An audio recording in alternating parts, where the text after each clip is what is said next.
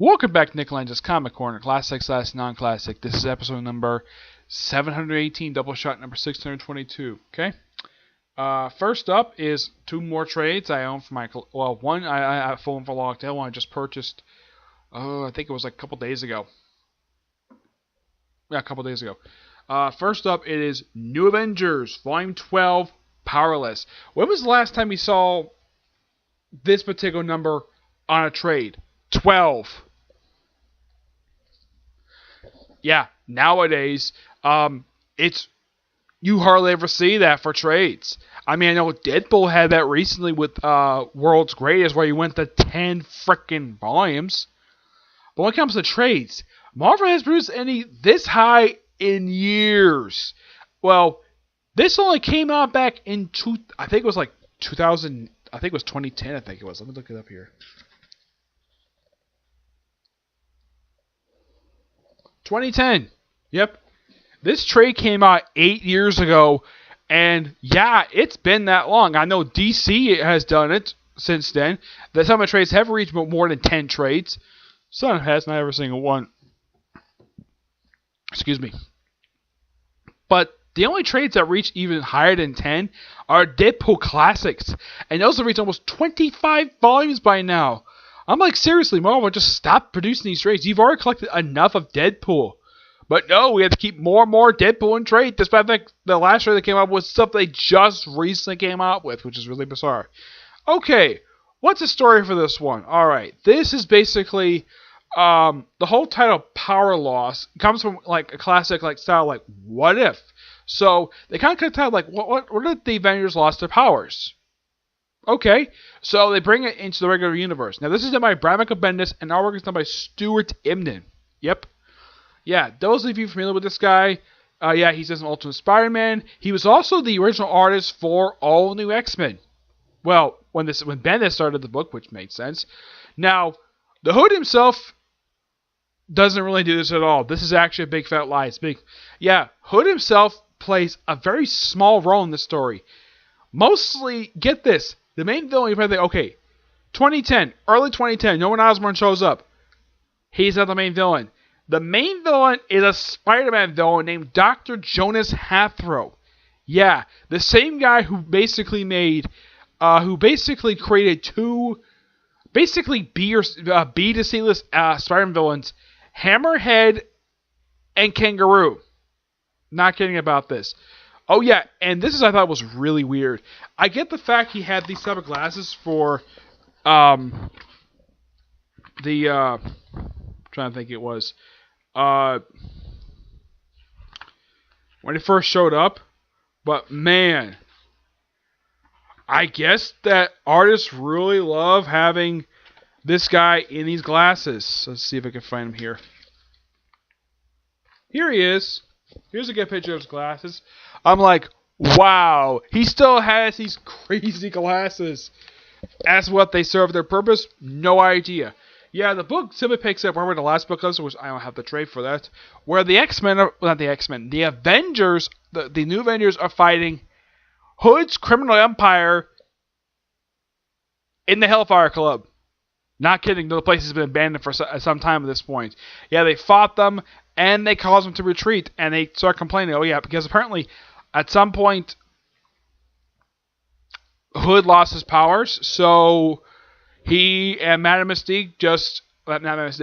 Mask disappear, and they don't really do much of anything. The biggest thing that happens to him is he gets the Norn Stones, which kind of is a plot point that leads into Siege. Yeah, the ending of this leads directly into Siege. Not kidding about that. So, they also apparently got their hands on a power dampener, which apparently was invented by Tony Stark. When the heck did he do this? I have no idea. Those of you who are curious, though, what the lineup is at this point in time for this story, it is the Bucky Barnes Captain America, Mockingbird, Hawkeye, Clint Barton, who was Ronin at this point. Yeah, he was Ronin from 2007 to 2010. Jessica Jones, Spider-Man, Miss Marvel. This is the Carol Danvers Miss Marvel. Spider-Woman, Iron Fist, Doctor Strange occasionally, and Wolverine. Though, here's the weird thing about Wolverine. He actually disappears partway through the comic book. Yeah, He does play a role in this book, in the storyline after like the second issue. Yeah, the reason is because he had to go back to San Francisco, probably to deal with the upcoming second coming storyline. Yep. So yeah. Also, the power dampener activates when they're fighting Chemistro and the Wrecking Crew of all people. Yeah, the Wrecking Crew. A group of villains who basically the name is a frickin' joke. Because they get frequently beat by Thor. Yeah. So, they decided to make a deal with Norman Osborn. Though, apparently, the gang was taken over by Jonas Hathrow. Yeah, he took over the gang because Hood disappeared with Mad Mask, which at this point was actually his lover, despite the fact the guy is married and has a child. Yeah, it's really weird. Yep. So yeah, So apparently, him and Mad Mask are taken to Cuba by the female Loki. Yeah, I mentioned this during the my review of Dark Avengers. Yeah, the female Loki. JMS did this thing. It was really weird. So yeah. They take him to Cuba, and that's when they find the Norn Stones. And, of course, they go back and they find out what happened. And he kills, and basically, Parker Ribbons, a.k.a. the Hood, shoots Jonas Hathrow in the head. Yeah, kills Jonas Hathrow. As far as I know, the character is still dead. Let me look him up. As far as I can tell, he's still dead. I mean, it's been a good 8 years since he died. I don't think anybody's bothered.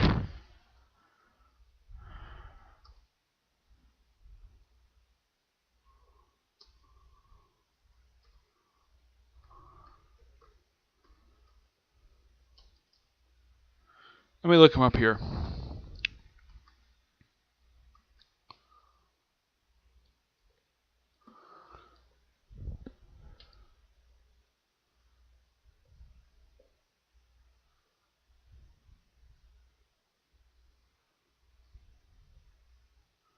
Yeah, he's still dead. As far as I can tell, he's still dead. He's not made physical appearance in a good 8 years, so yeah, he's dead. And it takes of all people to kill him off, Bendis. And an Avengers book, mind you. I thought maybe they might kill him off in a Spider-Man book, but no. They killed him off in a new Avengers book. Yeah, he gets shot in the head.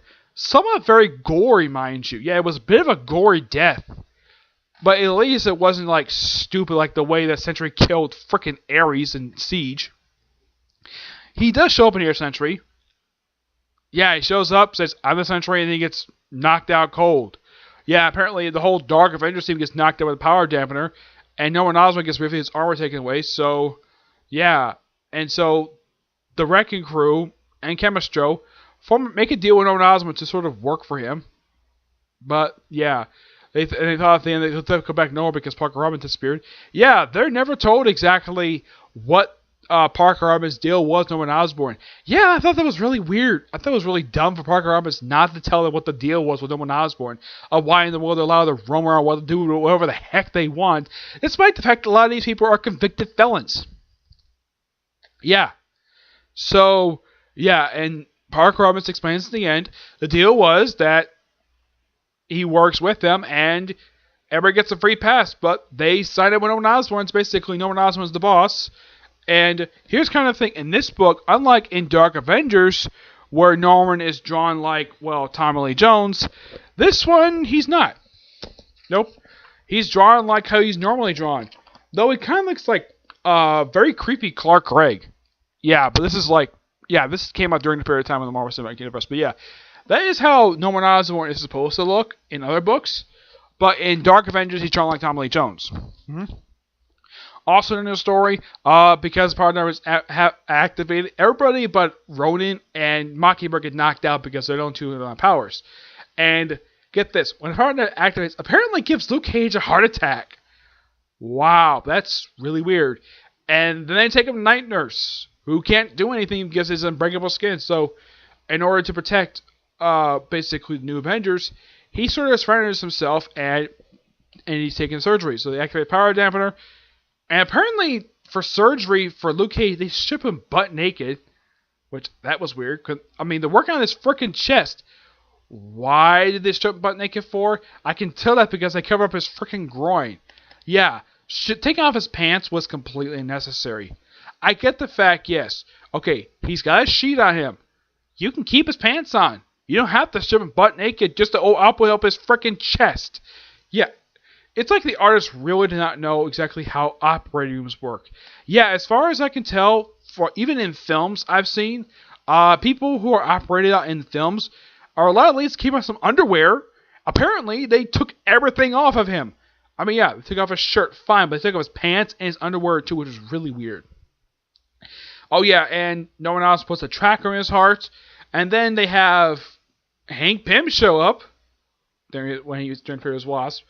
And with Doctor Strange, they shrink down and they basically remove the tracer, and they bring in a bunch of heroes to work with the new Avengers, to protect them from Norman Osborn's forces. And the people they call up are, let's see if I can find them here.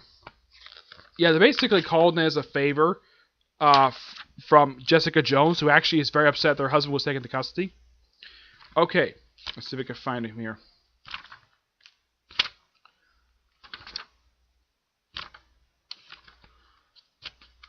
Trying to get paid to these people. Let's see.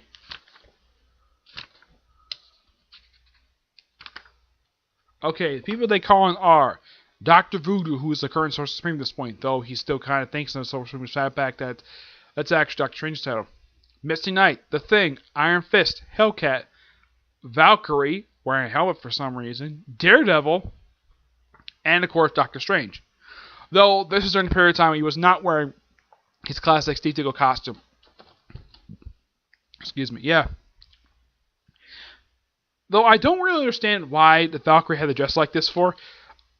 Did the artist not know what she originally looked like? Why did she have to look like this for? And when she showed Fearless Defender, she actually put on her classic attire. So why make her look like a female Viking for it? Yeah, that was really weird. Yeah, this is definitely Brunhilde. Also, when they're searching for Luke Cage's location, this is something really weird. Doctor Strange but Dr. Voodoo are looking for him. They do find him, but they also have a quick little cameo of a Moonstone and Bullseye having a makeout session. Yeah, during the period of time Dark Avengers were around, Carla Softon slept with Bullseye twice. I'm not kidding about that.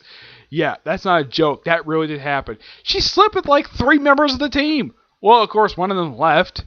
So it's like she slept with half the team, which is really weird. But hey, she's a smoking hot woman. Though she sleeps whatever the heck she wants. Oh yeah, she slept with Daken in Daken's own book prior to the siege. Great storyline. Give this book a 9.5 out of 10. It's really good. Great storyline too. I would love to get my hands on more trades for that. It's really damn good. Next up is a storyline that kind of started New 52. Flashpoint. Yes, I do know for a fact this was adapted to film. I own it.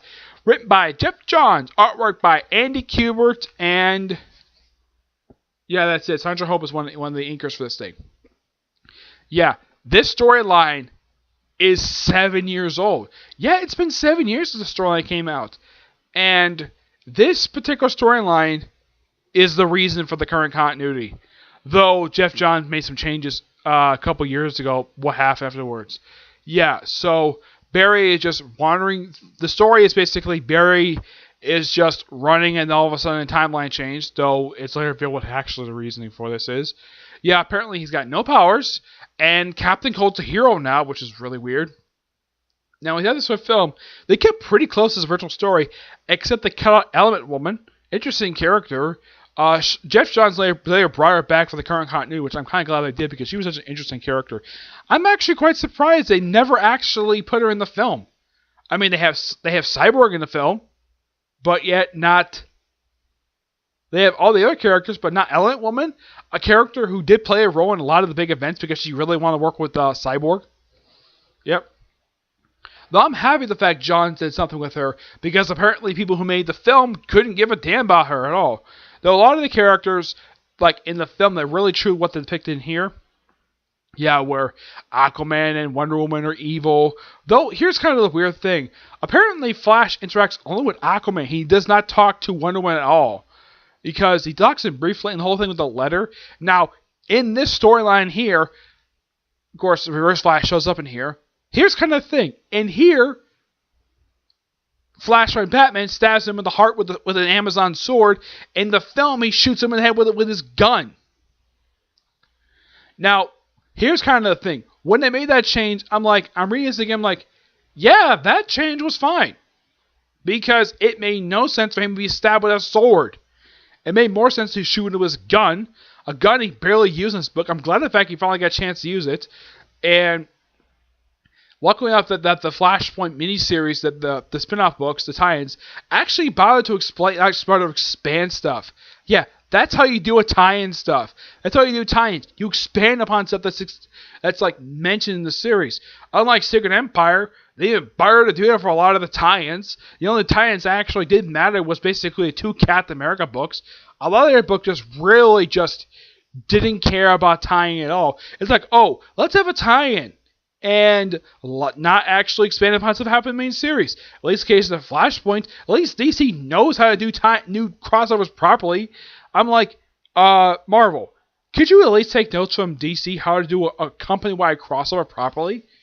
Because if you look at, let's say, the big crossovers that had the past few years, Secret Wars, Civil War II, and Secret Empire. The tie-ins did not expand. Well, Secret Wars kind of did, but for Civil War II, very few of them did. A lot of them were pretty much pointless. Secret Empire, almost every single everything related to every single time was pointless except for the 2 Captain America books. Yeah, at least in the case of Flashpoint, they actually did a better job with it. Yep. And this is actually one of the very few crossovers that Jeff Johns himself has actually done. Now he's also in stuff like Blackest Night, Brightest Day, The Sinestro War, this miniseries, which Linkara just reviewed. I think it was just this year. I think actually it was last year. Now, this storyline did get a follow-up twice. First during Convergence, when they had the Flashpoint Batman show up in the Convergence Superman series.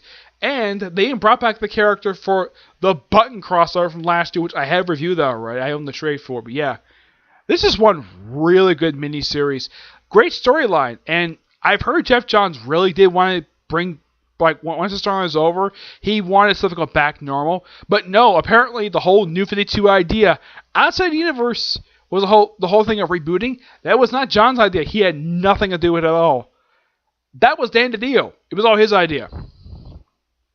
Yeah, and the whole thing of basically Pandora being responsible for merging DC Comic Universe, Vertigo Universe, and Wildstorm into one universe.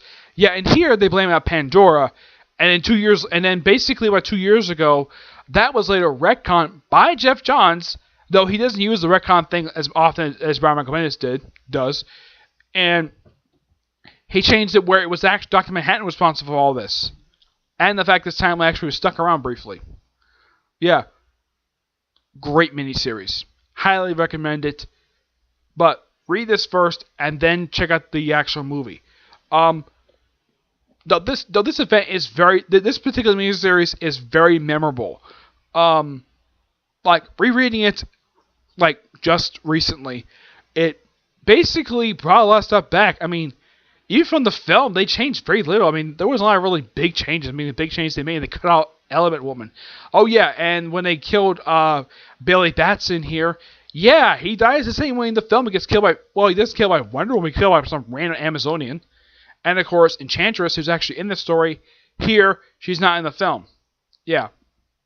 But, oh, yeah, and Superman gets a little more active in the action movie does here. I'm going to give this book 9.5 out of 10. It's really good. Alright, so that's it for this episode.